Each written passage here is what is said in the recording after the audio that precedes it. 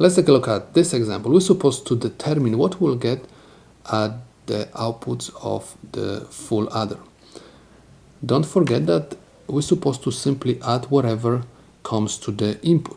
Okay, so I'm supposed to simply write the formula A plus B plus carry in.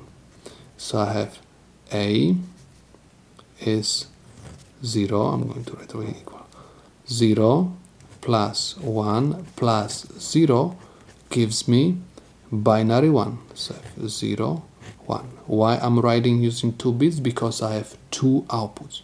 In order to see your result more clear, I'm going to simply extend the outputs. Okay, so this is my sum and this is my carry out. So I got 0, 1. This is my least significant bit and this is my most significant bit. So 0 plus 1 plus 0 is equal binary 1. So I can say that the problem is solved.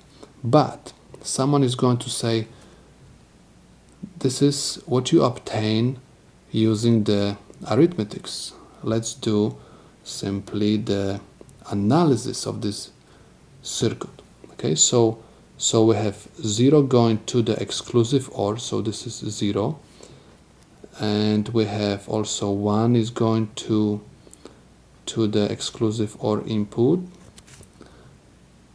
and output is going to be equal 1, and this one goes also over here and over here.